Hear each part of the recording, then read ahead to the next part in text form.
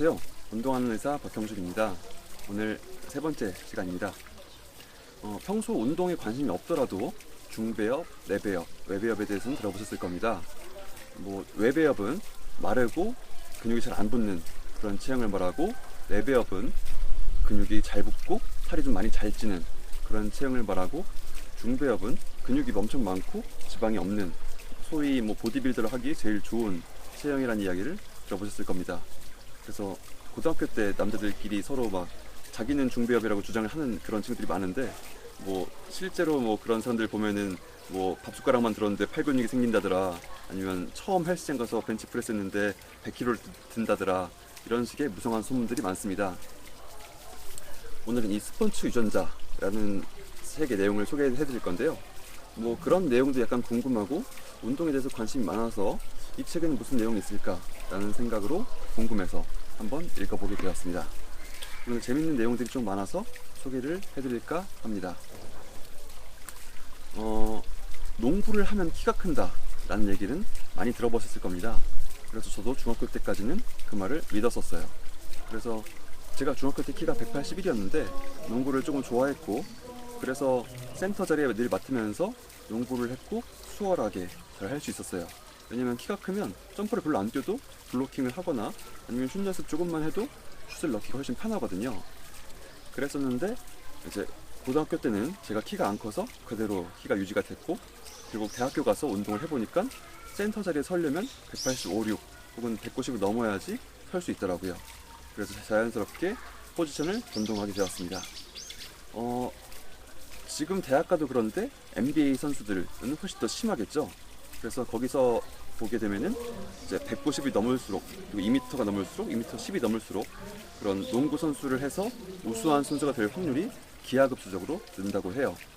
그런 내용에 대해서 책에서 소개를 하고 있고, 즉 농구를 하면 키가 큰다는 게 아니라 그냥 키가 큰 사람들이 농구를 한다라는 결론에 이르게 됩니다. 두 번째로는 이제 소위 흑형들은 모두 운동신경이 뛰어나다, 그래서 엄청 잘 달릴 거다 라고 얘기를 하는데, 이 얘기들에 대해서도 소개가 되어 있고 한 반 정도는 맞다고 합니다. 그 이후로는 운동을 잘할 수 있는 유전자는 되게 유전적 다양성에 따라서 일부분에 대해서 나타나게 돼 있는데, 아프리카의 유전적 다양성은 동양이나 서양에서의 유전적 다양성보다 훨씬 더 크기 때문에 일부만 그런 특징들을 갖게 되는 건데, 근데 이게 환경적 요인과 약간 결부돼서 더운 지방, 즉 적도 지방에 사는 사람들은 피부가 좀 검고, 그리고 자신의 열을 잘 발산하기 위해서 체표면적이 부피에 비해서 훨씬 커요. 그러려면은 다리가 훨씬 더 길어야 되고 몸집이 작아야 되는 그런 특징을 가지고 있고, 이제 위도가 높은 조금 더 추운 지방에 사는 사람일수록 몸집이 조금 더 크고 다리가 짧은, 그래서 열 발산이 잘 안 되는 체형을 갖고 태어난다고 합니다. 그런데 여기에 다리가 끝으로 갈수록 더 얇아지는 체형은 이제 똑같이 다리 운동을 했을 때 이게 진자 운동을 하는데 끝이 얇을수록 더 그 운동을 하는데 수월하잖아요. 그러니까 달리는 데 있어서 훨씬 더 효율적으로 뛸 수가 있는 거죠. 그러니까 똑같은 유전적 다양성을 가지고 있다면 그런 체형을 가지고 있는 사람들에서 운동신경이 좋은 게 훨씬 더 잘 달리는데 도움이 될 겁니다. 이렇게 운동에 대해서 많이 분석되고 있고 유전자에 대해서도 알려져 있다고 합니다. 그럼 이렇게 잘 뛸 필요가 없고 나는 그냥 운동 조금만 할 건데 이런 내용이 우리 삶에서도 적용될 만한 게 있을까? 라는 생각을 저도 했었는데, 그런 내용에 대해서도 한번 소개를 해드릴까 해요.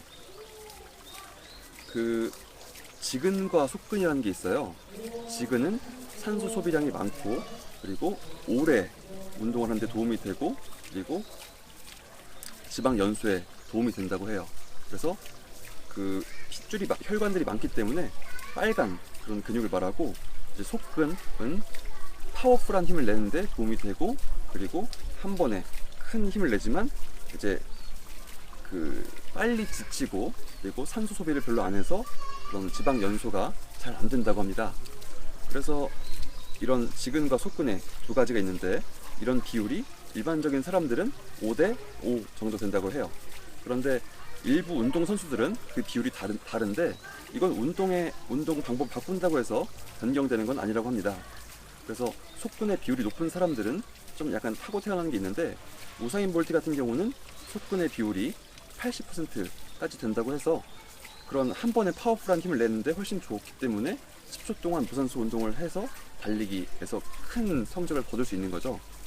그거에 비해서 오래 달리기에 좀 더 특화된 사람들은 그런 지근이 더 많이 발달해 있습니다.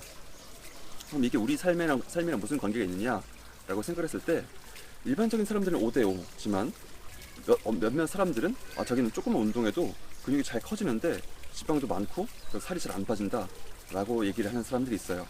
그런 사람들 같은 경우는 일반적으로 헬스장에서 알려주는 한 번에 빠르게 밀고 천천히 내리고 하는 그런 방법보다 조금 더 천천히 밀고 천천히 당기는 그런 식의 운동을 오랫동안 고반복을 하는 게 조금 더 지근의 그런 활동에 도움이 되기 때문에 살 빠지는데 약간 더 도움이 될 것 같고, 그런 나는 근육이 잘 안 붙는다 근데 살은 엄청 잘 빠진다 라고 하는 사람들은 파워리프팅 같은 운동을 해서 조금 더 그 속근을 많이 사용하는 것이 이제 근육을 더 키우는데 도움이 되겠죠.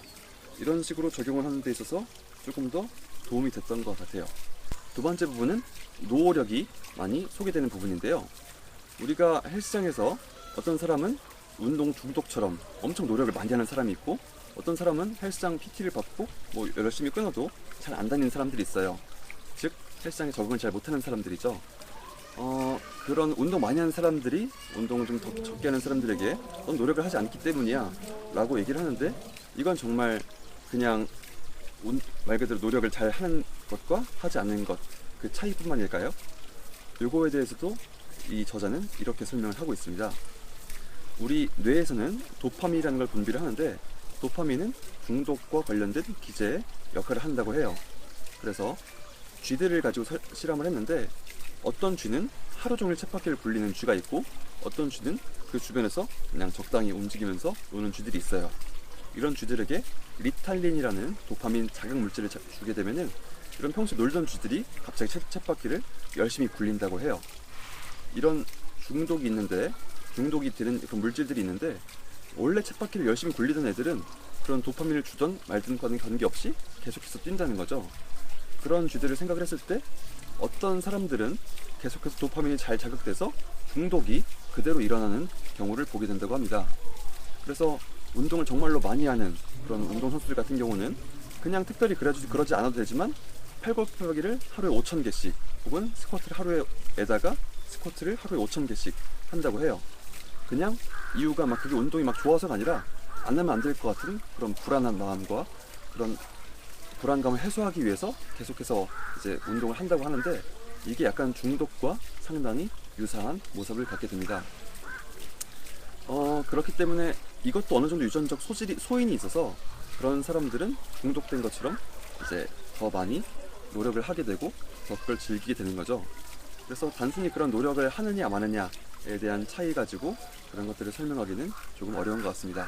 그 모든 게 다 유전자로 결정이 된다고 하면은, 나한테 이 책을 읽었을 때 나는 그러면 이제 유전자도 안 좋은데 아무것도 하지 말아야 되느냐 라는 생각이 들 수도 있지만, 오히려 저는 이 책을 읽으면서 더 노력해보고 싶다는, 혹은 더 그냥 내 몸에 대해서 궁금해진다는 그런 생각들이 들었는데, 그런 얘기 중에 하나는 발전 유전자라는 게 있어요. 똑같이 처음에 운동 능력이 뛰어나지 않아도 이제 유산소 운동을 시켰을 때 어떤 사람들은 유산소 능력이 확 증가하는 반면 어떤 사람들은 거의 증가를 하지 않는다고 해요. 그리고 이것들에 대해서 유전자 분석을 통해서 미리 알아내려고 노력을 하고 있지만, 아직까지는 유전자가 엄청 수많은 유전자들이 있고, 그리고 그것들에 대해서 잘 분석되지 않았기 때문에 그걸 미리 유전자 검사를 통해서 알아내는 것은 어렵다고 합니다. 즉 내가 어떤 유전자를 갖고 태어났는지는 사실은 잘 모르는 거죠. 그것들을 끊임없이 한번 도전해보고 시도해보면서 내 유전자가 어떻구나 라는 것에 대해서 알아보는 거예요. 그런 생각을 갖고 나니까 오히려 내가 지금까지 하던 운동들 말고도 다른 거에 내가 혹시 재능이 있지 않을까 하는 그런 이제 호기심 같은 게 좀 들더라고요. 그래서 더 뭔가를 해보고 싶은 그런 생각들이 들었습니다. 처음에 중배엽, 내배엽, 외배엽이라는 얘기로 시작했었는데요. 실제로는 중배엽, 내배엽, 외배엽은 그냥 그렇게 생긴 사람들의 분류를 가지고 얘기를 한 거고, 발생학적으로 얘기를 한 건데, 사실은 이게 잘 맞지는 않아요. 여러 가지 유전자들이 조합돼서 그런 표현형들로 나타나게 되는 거죠. 우리는 아직도 우리 유전자에 대해서 잘 모르는 것 같습니다. 그렇기 때문에 좀 더 그런 것들에 대해서 한번 발굴해보고 자신에 대해서 테스트해보는 건 어떨까 하는 생각이 들었습니다. 오늘 책 소개는 여기까지고요. 다음 시간에 만나도록 하겠습니다. 그럼 안녕!